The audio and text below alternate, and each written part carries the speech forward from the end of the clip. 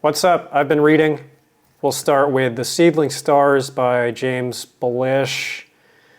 I was a little bit surprised. I didn't really like it very much. It's 3 novellas that are roughly interlinked.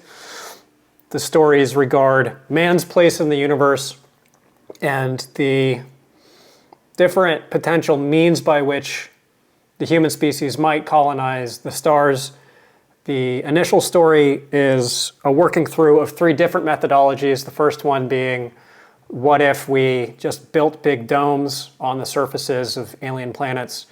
The other one being, what if we terraformed the planets? And then option C is, what if we modified ourselves through genetic engineering so that our physiology would adapt to different environments? The first story is an argument about why the last option makes the most sense. That story segues into 2 other stories that take place on other worlds where genetically modified humans are so genetically modified that they're basically aliens. The middle story is sort of hothousey, and then the final story is about plankton-sized humans living in a pond and having a kind of fantasy-coded dynastic wars with colonies of other microorganisms, which sounds like a pretty cool premise. The main philosophic thrust of the second 2 stories is mankind's place in the universe is to fulfill this destiny of a manifest destiny, perhaps you could call it, of conquering all other life that stands in our way, and being these kinds of rending, reaving barbarian hordes in the cosmos. And I thought that they were sort of pulpy, and I thought that they were possessed of a fairly dim vision. And Blish is someone who I respect and whose work, a lot of it, I really admire. The After Such Knowledge books are some of the best science fiction ever written and fantasy ever written. But he also produced a ton of hack work, as most authors did, and his hack work is pretty bad, I think, because I know how good he often was, and also because he infuses this material with some fairly pretentious flourishes, like referencing Kant sort of conspicuously offhandedly in the midst of telling this story about guys going to war with coral. Actually, Matt, they were diatomos. It wasn't good. The coral was the structure referred. Also didn't quite hit me right is Under the Eye of the Big Bird by Hiromi Kawakami, which is a relatively recent book. Did it win the Booker? It's an interesting premise, takes place in a future where human beings are ruled by this nanny state asterisk,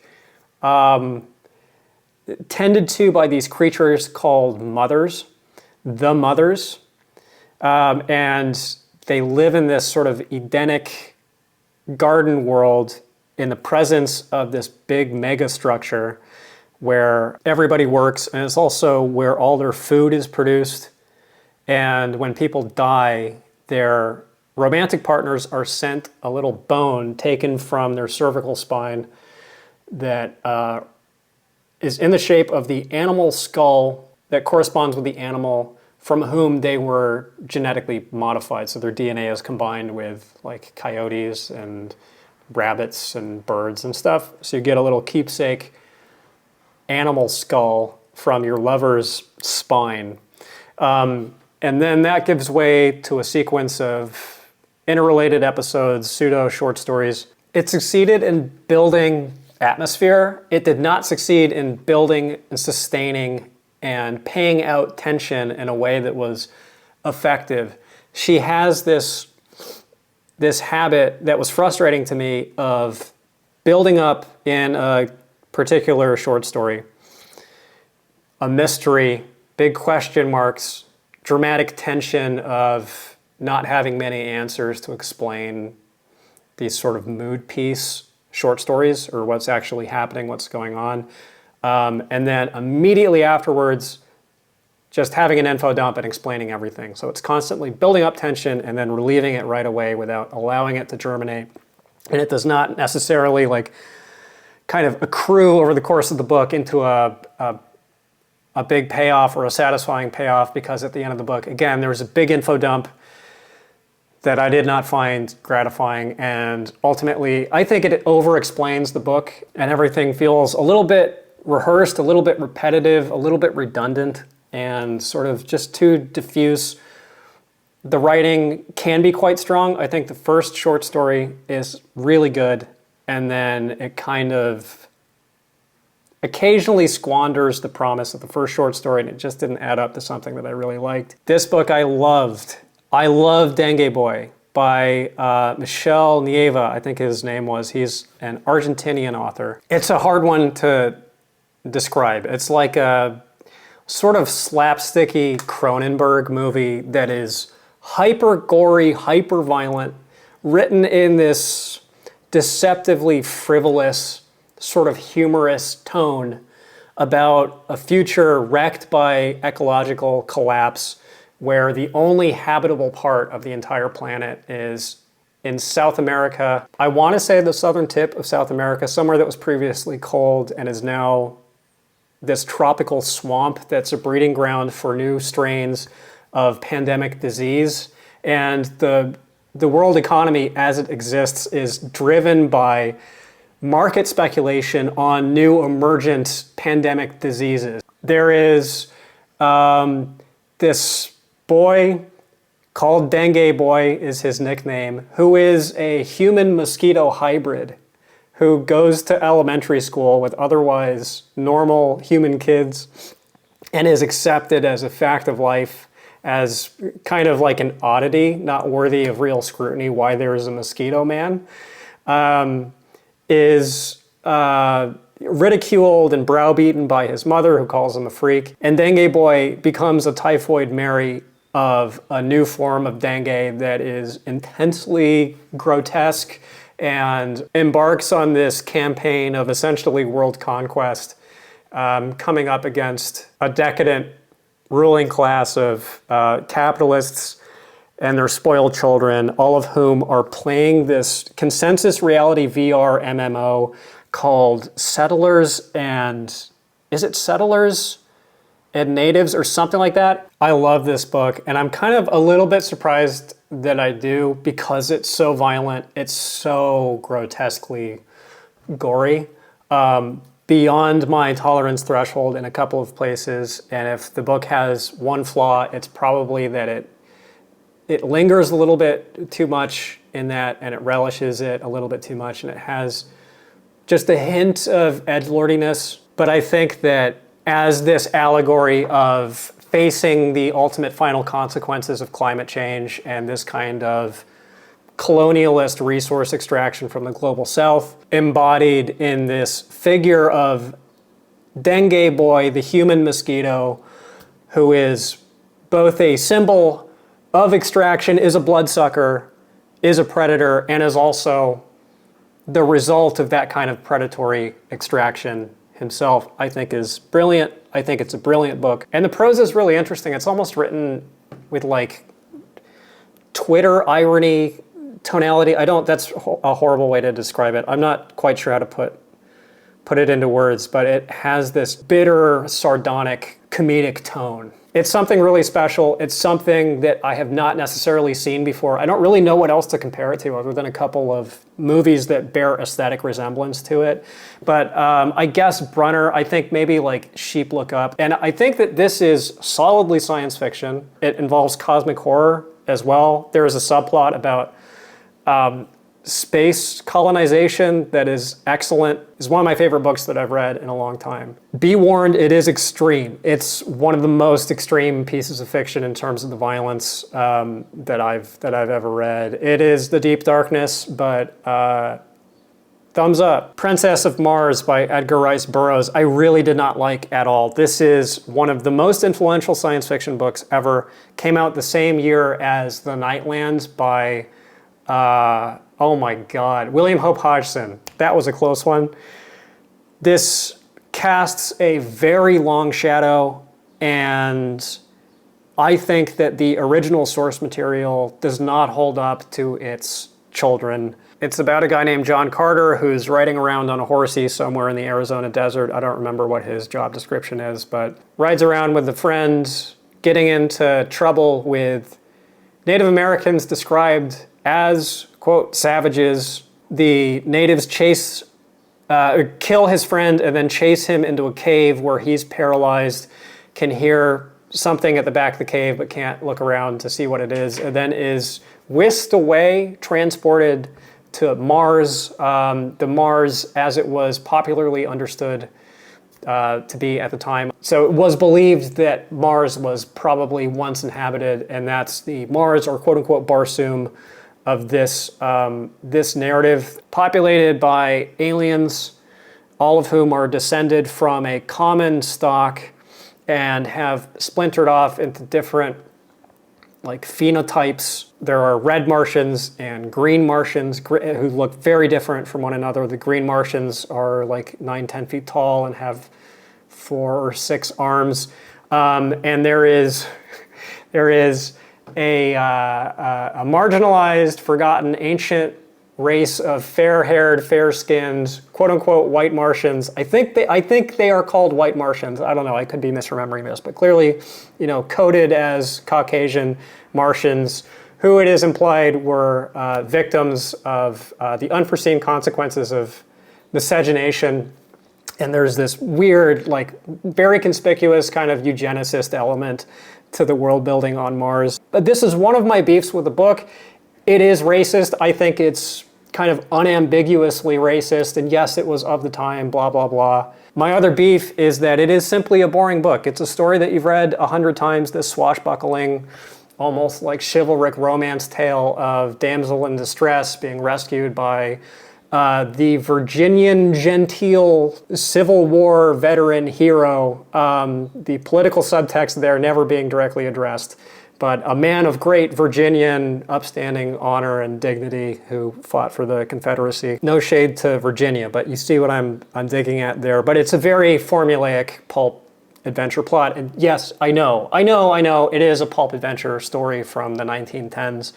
I just think that it's boring. It's like, I don't know, going back and watching a silent movie, do I expect it to be a Michael Mann action movie? No, I don't. But also, I'm not going to tell myself that it's not slow and that I wouldn't maybe rather deep down be watching Heat. And I also can't help but remember how good The Nightland was and how much more interesting that book was, and exciting and imaginative and colorful, and it has its own problems, but much more interesting and engaging to read than Princess of Mars, which I just can't find many good things to say about, other than it's the seed from which sprouted Jack Vance and Lee Brackett and all the other like science fantasy stuff that I like much more than this, and I wish that I liked this more because it is such an important book, but I'm just no longer really interested in reading much from Burroughs. A Rock Plus 100. This one is gonna hurt, but if I am being totally objective in my criticism of the literature in the book itself, I have to put it a B tier. This was a collection of short stories that were commissioned by an Iraqi editor named Hassan Blasim, who got in touch with Iraqi fiction writers, asking them to write short stories that took place in an Iraq 100 years in the future of 2016 or 2015, I think, when it was published. And Blasim didn't have an explicit criterion that it would be science fiction writing, but kind of by default it ended up being so. And I learned from his introduction, apparently there is not that strong of a tradition of science fiction writing in Iraq. So this is some of the first ever produced Iraqi science fiction material. I think it has to be said, I am slightly embarrassed to be leveling any kind of criticism at this book because I'm an American talking about Iraqi writers writing by implication about the American invasion of their country in the midst of a massive recapitulation of the same, what is generously called a mistake.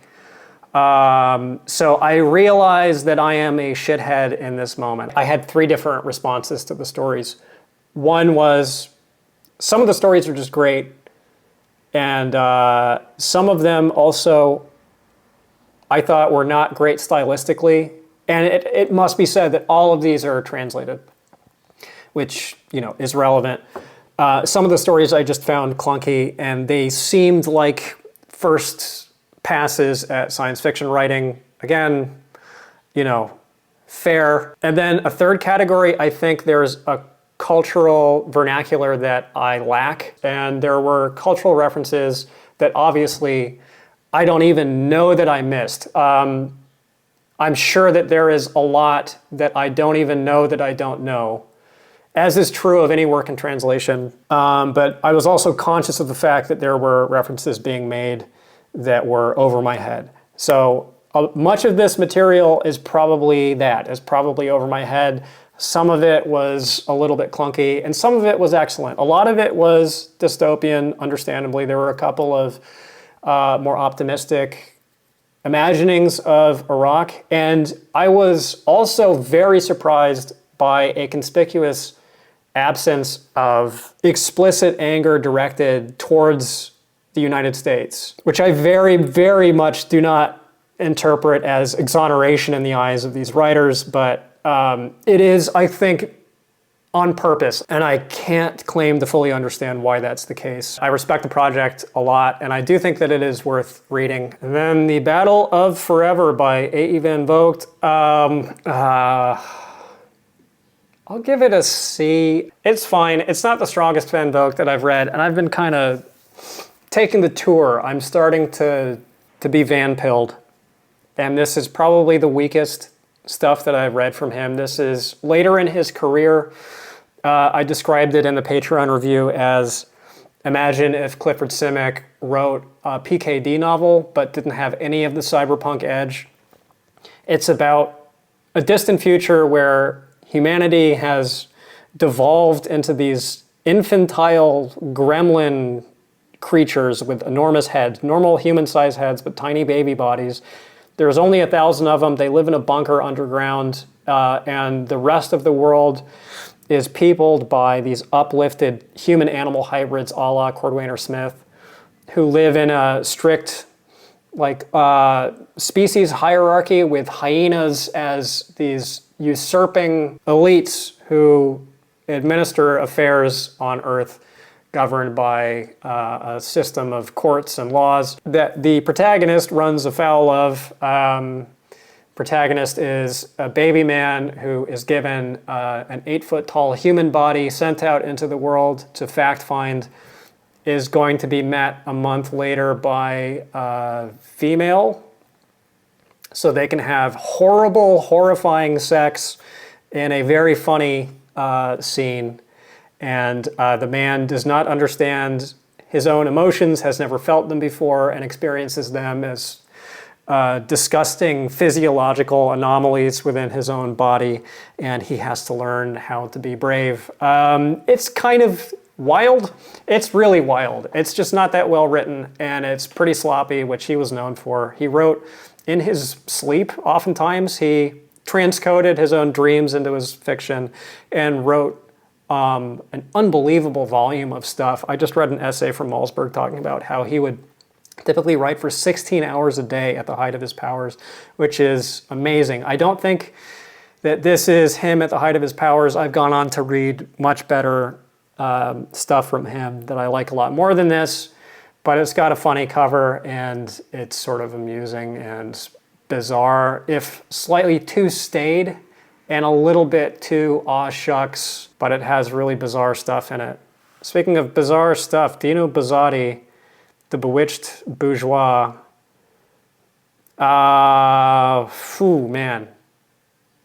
Man. It's somewhere in here. It's definitely somewhere in here. Buzzati was a prolific Italian writer, sort of associated with Italo Calvino, who produced these, what are sometimes called magical realist pieces of very short fiction.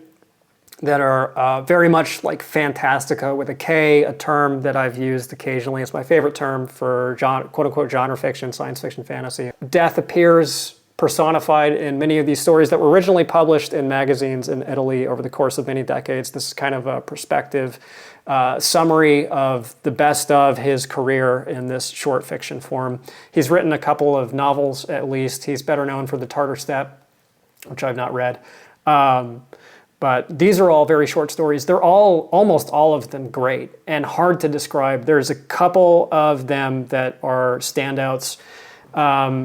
There's one about a guy who is sent to prison, and all the prisoners are given an opportunity to plead their case to be freed before a crowd of locals, of free locals. That's one of my favorite short stories I've ever read. It's so funny, and it's so incredibly clever, and it's really short, so I don't want to spoil it, but worth getting the book just for that story and a couple of the other more like Kafka-esque stories, another writer that he's often compared to. There's one, I think it might be the first story in this actually, about a guy who is committed to a tuberculosis hospital that is segregated into 7 different tiers a la Dante, with people with the least severe cases at the top and the terminal cases at the very bottom, down in the lowest circle of hell. And this guy is drawn through a series of bureaucratic mishaps and misunderstandings through the hospital, and it's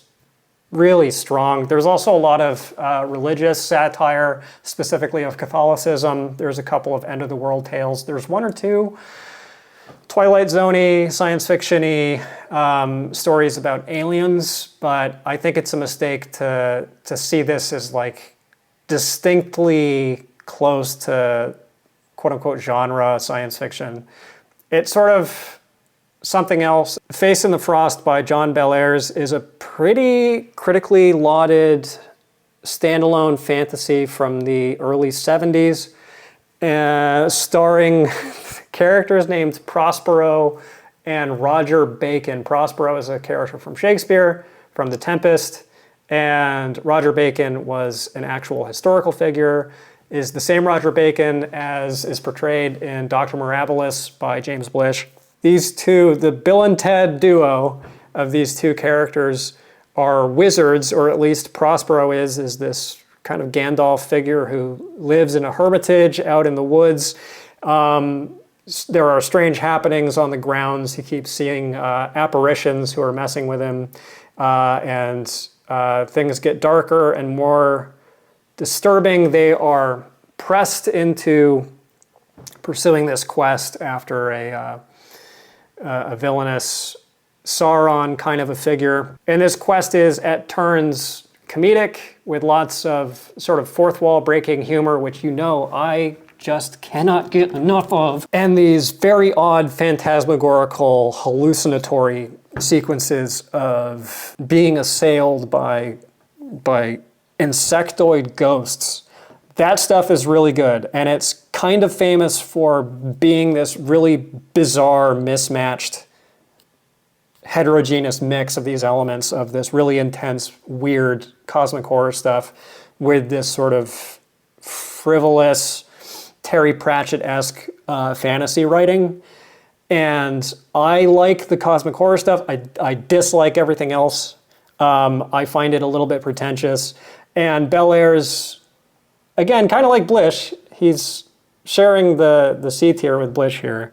Can't help but make very on-the-nose allusions all the time. Like there is a town called Breakspear, just in case you didn't pick up on the Shakespeare subtext. There's also a magic mirror that sees into the 1960s to make jokes about sports, I think it was, or like the Kennedys or something. I don't know, there's just like annoying shit all throughout the book like that. Le Guin liked it a lot. Terry Carr liked it a lot.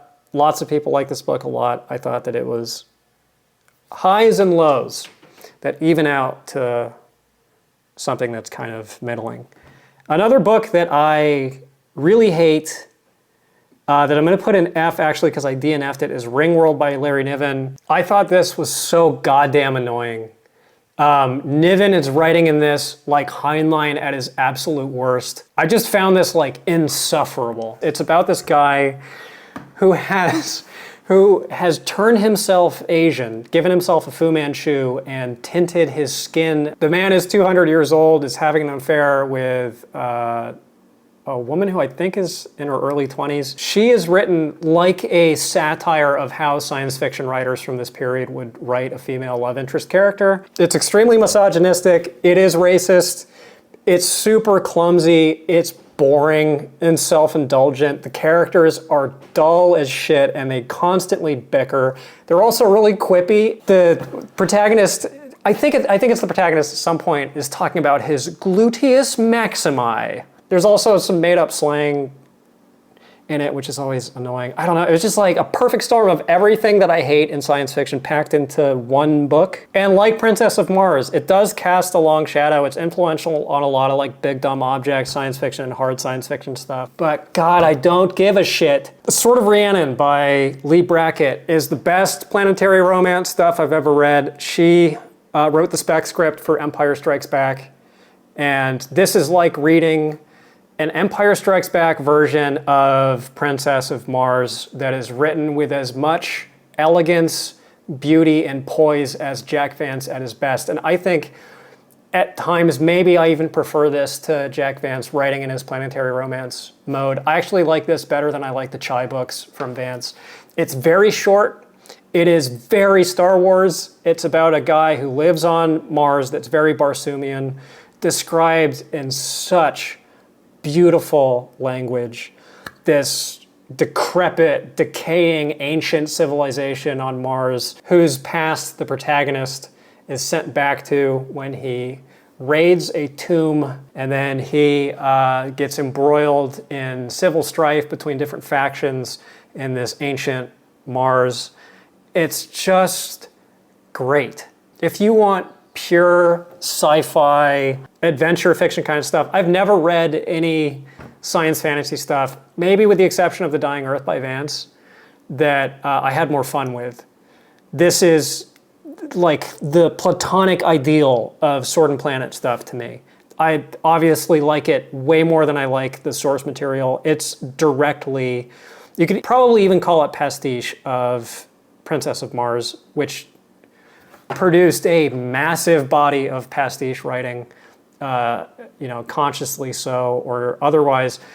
This is the best stuff. This is also, I think, better than the Eric John Stark stories that I've read from Brackett, which are also excellent. But this is it. This is my favorite Brackett. I think it's a perfect embodiment of pulp writing, and it's pulp writing at its best. The War Hound and the World's Pain by Michael Moorcock. I'll give a B. I really wanted to like this book more because it bears such a resemblance to the Hell material from Wayne Barlow, but I just thought that it suffered from a couple of Moorcock's endemic flaws. I think he tends to be a little bit edgelordy, and some of his writing is pretty brutally dull, I hate to say. As much as I do like Moorcock, some of his writing just it drags. It's the first of the Von Beck sequence, which is in the Eternal Champion cycle.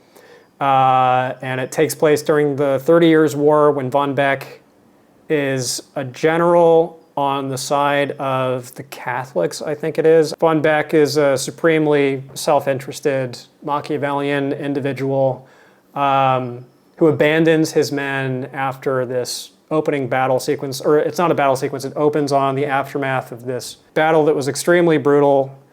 And you see you don't see it. There's bodies everywhere strewn all around and everything is up in flames. Turns his back on his men, finds his way to this seemingly abandoned castle out in the woods, a part of the woods where there is no animal life, no birds chirping, there are no deer, there are no rabbits grazing. Complete silence. He is alone in this castle. That is, drum roll, Satan's castle. Satan shows back up and takes him down to hell and sends him on a quest to retrieve the Holy Grail, because there's a war in hell and Lucifer's dominion may be challenged as he tries to appeal potentially to heaven to be let back in and to be forgiven. Lucifer, great character. The hell stuff, fascinating. Everything else, I think, is either dull or like overly provocative and unsympathetically so. And it all kind of feels like Moorcock doing a Jack Vance picaresque fantasy impression that just doesn't hit the same notes. Overall, this was a deeply middling book that I wanted to like a lot more than I did. Although the high points of the characterization of Lucifer are great, and the depiction of hell is very interesting. It's one of the better ones that I've read. Everything else I can kind of take or leave. Star Writer by Doris Piserchia, I think is great. Piserchia wrote tangentially to the new wave, and she only wrote for a period of a decade before she hung it up. And this is the first stuff that I've read from her. It's her second ever novel. It came out in '77, I'm pretty sure. I think this is excellent. It's a Western space opera with no spaceships. So human beings have evolved into this creature called a Jack, who have a remote viewing ability called jinking, and they are also able to travel faster than light by riding these evolved dogs that are the size of horses, that are also sapient and are also psychic and are psychically linked to their riders. There really is no society at all among the Jacks. They're all these hyper-individualist, adventuring hedonists pursuing their own fortunes, you know, hopping around the galaxy and occasionally getting into conflict with one another. But there are other human civilizations that are differentially evolved with different cultures. And the protagonist is a girl in her mid-teens who is described as being this like 6 foot tall, essentially fully grown adult woman who is kidnapped by this older male Jack and kind of tricked into serving as a pawn in this greater plot revolving around this big rock candy mountain, like El Dorado planet that all the Jacks are hoping to find to fulfill some piece of like Jack mythology. And this older Jack may have the secret and she may be implicated in it in a particular way.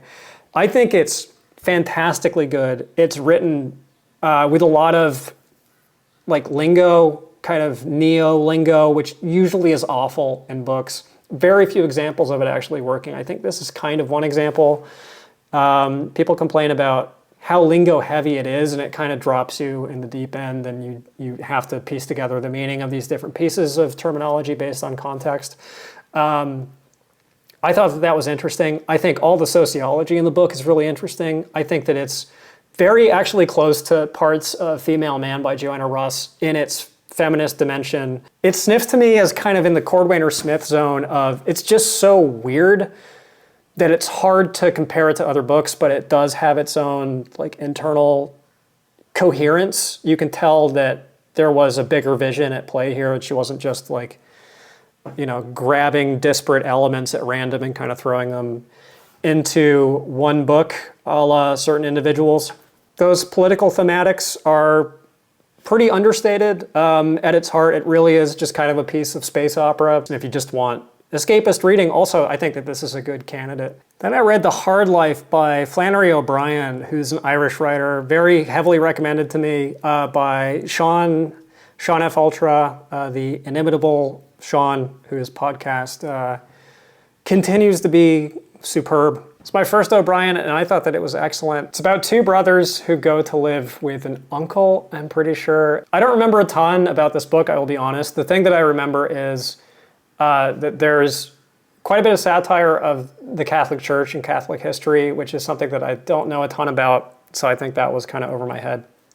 And also there was a subplot about this one of the brothers being this aspirant huckster, wannabe guru guy who founds his own Hustlers Academy in Dublin and offers correspondence courses in a whole litany of different fields of expertise. I thought that stuff was really funny. I remember liking this book a lot. I don't have that vivid of recall of it. It's not one of his better known books. His big masterpiece apparently is The Third Policeman, which I do intend to read. Mission to the Stars by Van Vogt. I actually really like this book. This was originally called The Mixed Men, or it's a fix-up novel, and the first short story that is fixed up in it is titled The Mixed Men, which was a huge influence on Bob Shaw, apparently, who credits it with being the thing that launched his career as a science fiction writer. And I think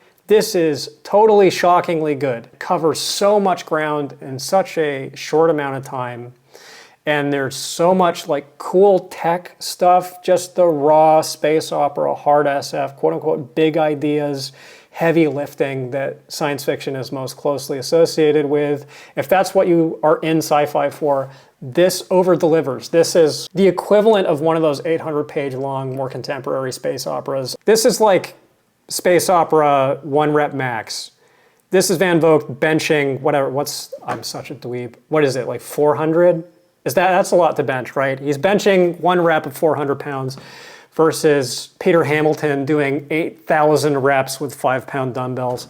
This is what space opera can be like. It's about a galactic human empire that thinks that it has complete hegemony, but there's a breakaway civilization called the Thousand Suns or something that has evaded detection until there's this enormous battleship that's cruising around that runs into a weather station because space travel is delimited by solar winds. So there's an outpost in this Thousand Suns. Is it 1,000 Suns or 100 Suns? I don't recall. The guy manning it destroys the space station in order to prevent the Earth ship from being able to collect forensics off of it to figure out like anything about this 100 Suns civilization.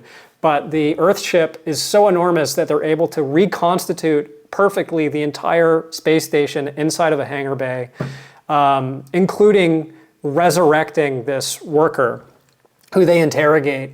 And this provokes this long, like, cat and mouse game of diplomatic maneuvering between the two civilizations at the same time as the Earth ship is trying to play the statistical game of trying to locate the inhabited worlds in this rival civilization in this enormous chunk of space. And you really get a sense of the scale of space.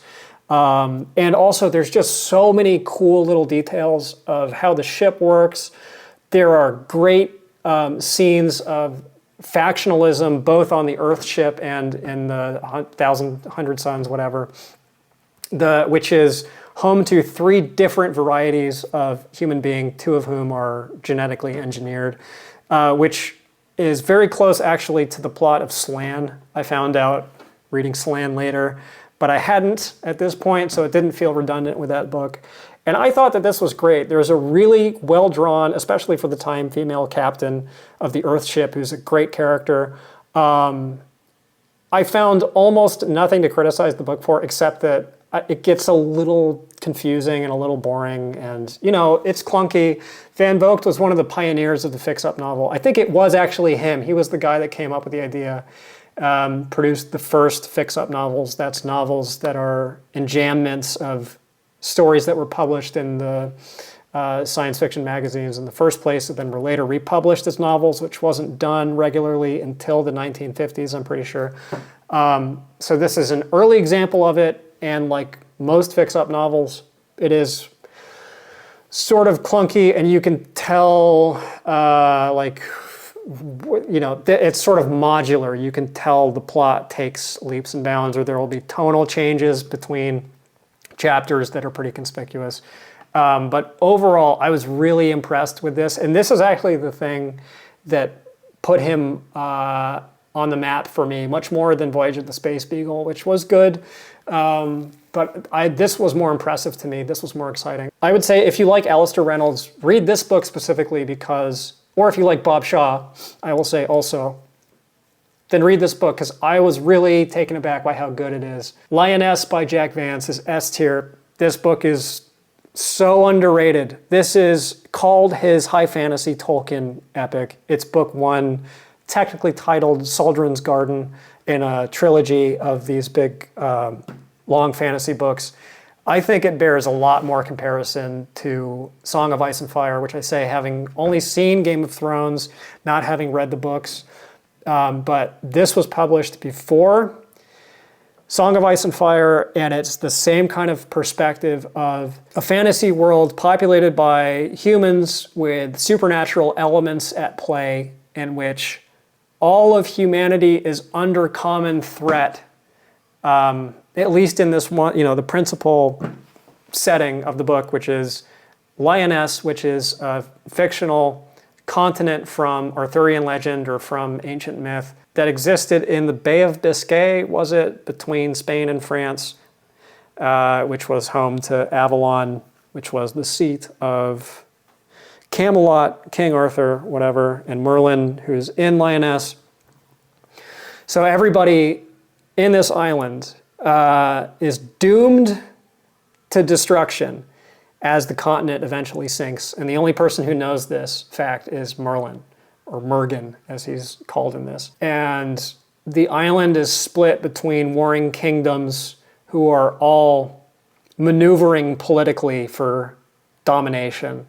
And the book follows a couple of characters, principally Soldrin, who's the protagonist of the first part of the book, who's the princess of one of the dominant kingdoms. The depiction of court life and court politics is tremendously convincing, and Vance, I think, possibly pioneered the thing, or was an earlier example than George R.R. Martin of doing the thing where the author is willing to play for keeps with the characters, and it's not a foregone conclusion who will live and die or who will suffer. And there is just a tremendous amount of suffering inflicted on the characters. It's a brutally violent book. I was very surprised by that. Given its reputation of being this Tolkien high fantasy thing, I thought that it would be soft focus, Hallmark Channel kind of stuff, but it's brutal.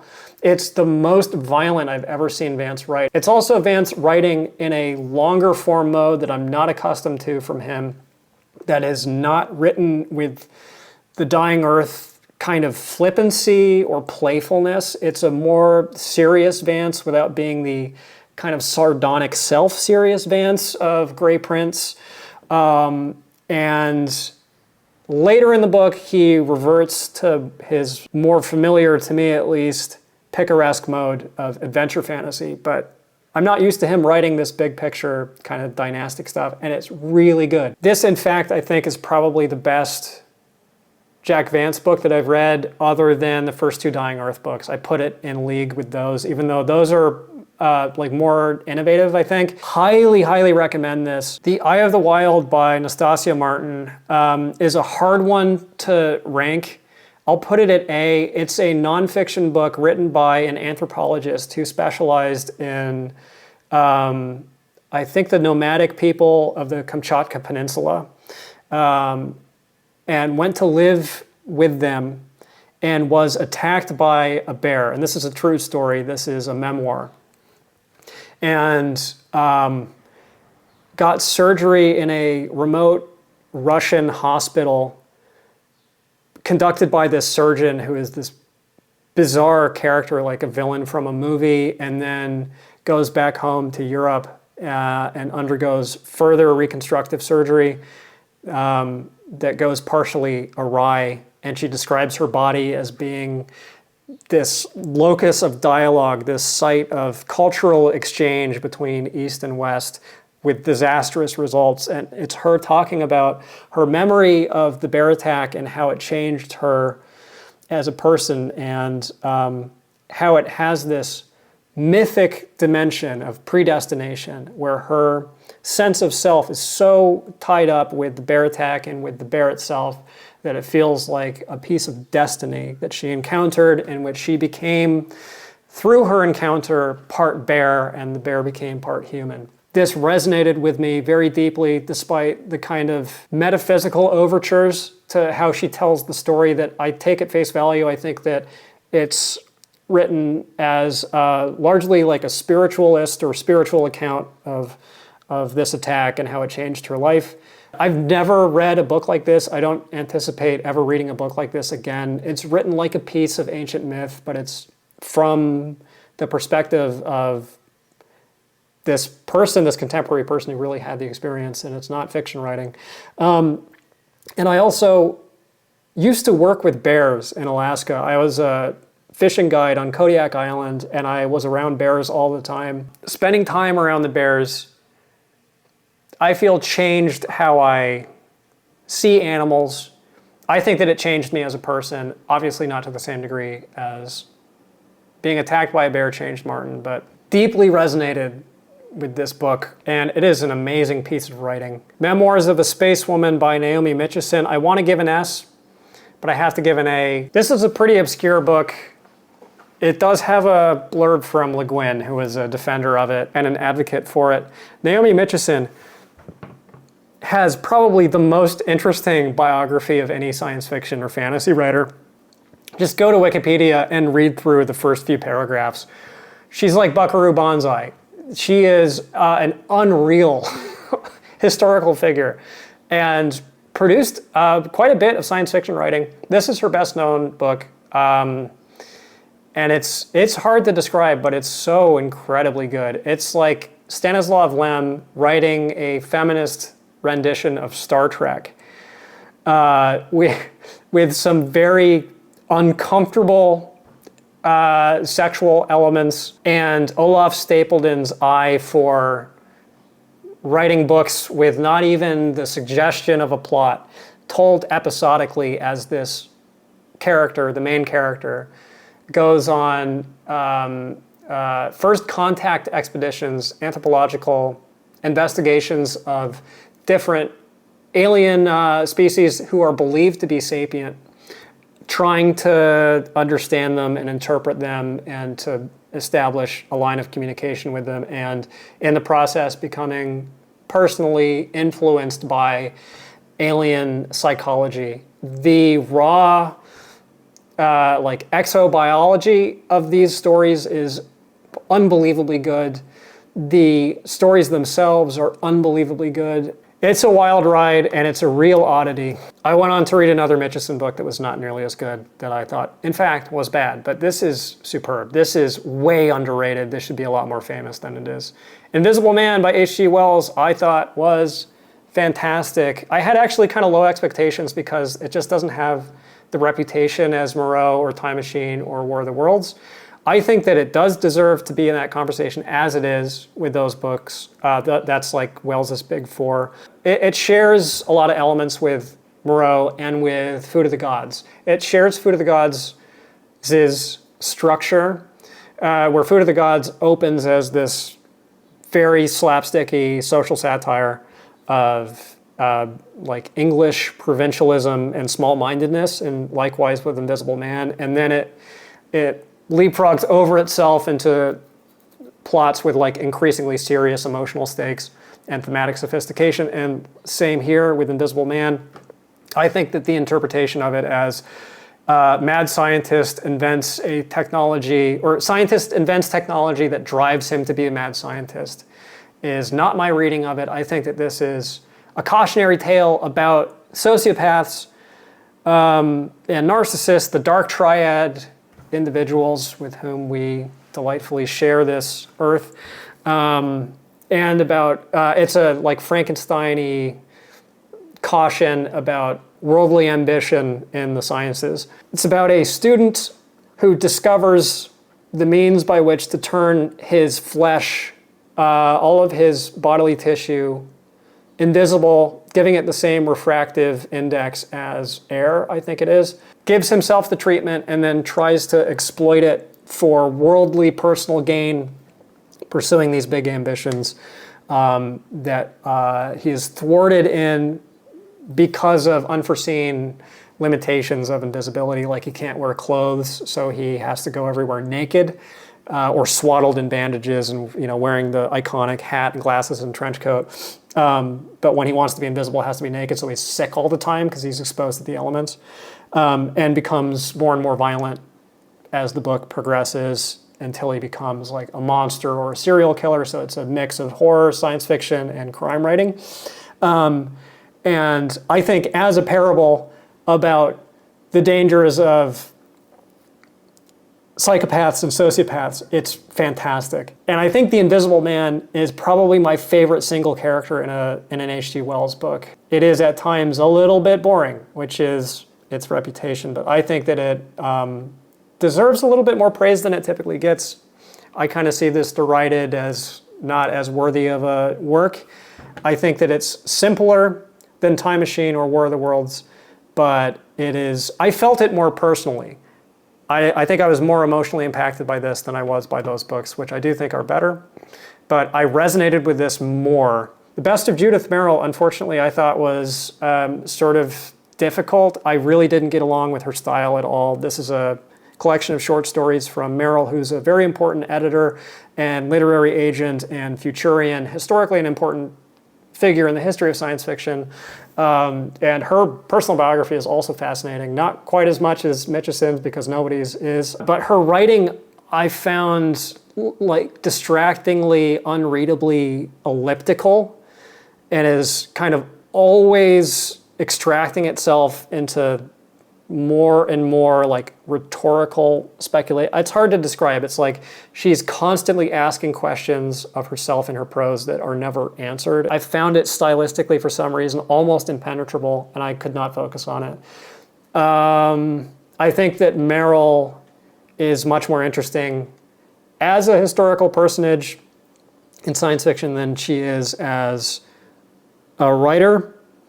But as always, that has to be double-checked and tempered with the reality that she, wrote a bunch of stuff, and almost nobody in science fiction, especially from this period, was totally level and even, or I should say anybody who is interesting was not that way, because everybody had to write to pay the bills and wrote to different levels at different points in their career. So maybe there's better stuff out there for Merrill, but this stuff I didn't really get along with. And then finally, Surrender by Ray Loriga, who's a Spanish writer. I thought that this was poor.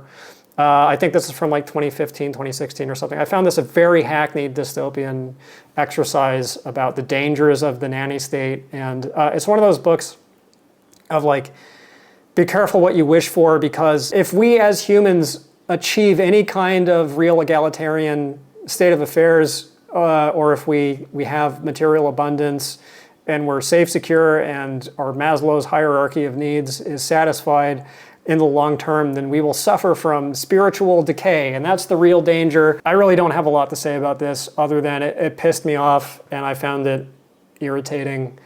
And derivative of a bunch of other dystopian stuff that I've read. It's about people who are forcefully relocated in the midst of a civil war to this crystalline city where there's free beer. Everything is basically free, but wouldn't you know it, there's an iron fist in the velvet glove, and they want you to conform. I don't know. I thought that this was really annoying.